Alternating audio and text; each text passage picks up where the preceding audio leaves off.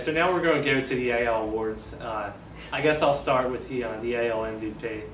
I'm going to go with Mark Teixeira. I really have no idea who to pick for this. It could be Mauer again. It could be anyone on the Yankees, really. It could be Euclid. It could be, I don't know. I'm a little lost for names. I'm going to throw in Evan Longoria in there. Evan Longoria is another good That's pick. a good candidate. Who else do we have in the Central? No one else in the Central. So there's your candidates right there. I'm going to go with Teixeira. Well, why don't we talk about the candidates real quick? We've got, let's say, you've got Joe Mauer and Justin Morneau that can be possible AL MVP candidates. You've got Teixeira, A-Rod. You've got... And Granderson can be in there. I think that's probably a little bit of a stretch.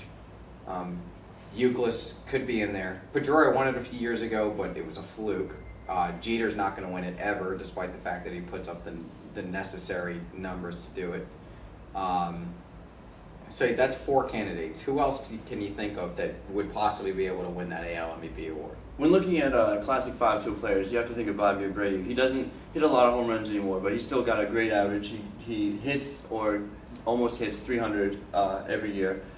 He drove in 100 RBIs last year. If you get another great season from him, he's got the speed, he's got the range in the outfield. I think he can prove to be a huge contender in that race. All right. Well, out of those candidates, I would go for Joe Mauer on a repeat there. The guy's improved his power every year. He looks better and better. He's the best catcher I've seen in a long, long time. And I can't see him not repeating unless he gets injured. Just my personal opinion. Okay, so now we're going to go to the Cy Young, and we're going to start with Alex to talk about that. Ooh, that is a tough question. As far as the Cy Young goes, I mean, you have Cliff Lee back in the AL. He's injured. Sabathia did not have a good ERA last season, despite the fact that he won 20 games.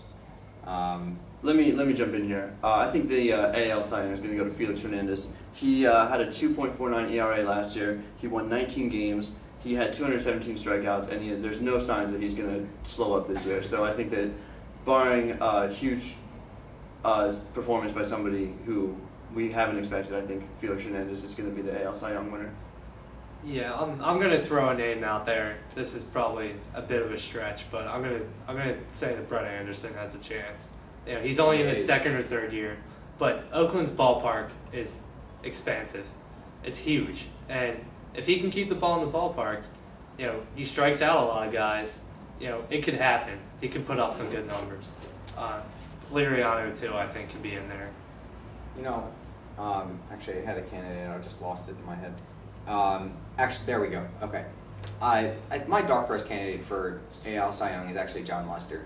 I have a feeling that Lester will actually win a Cy Young in the next year or two. The way he's improved his pitching. He was pretty dominant last season.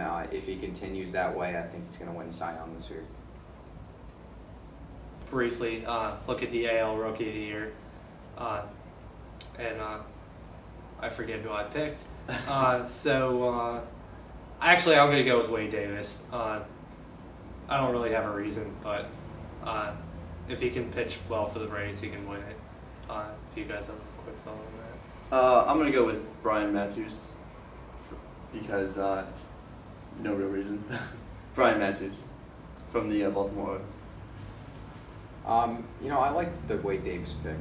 I think that he's gonna come out and be a solid fifth starter for the Rays, and if he sort of climbs that ladder, he'll solidify that Rays pitching staff and help them compete with the Yankees and the Red Sox.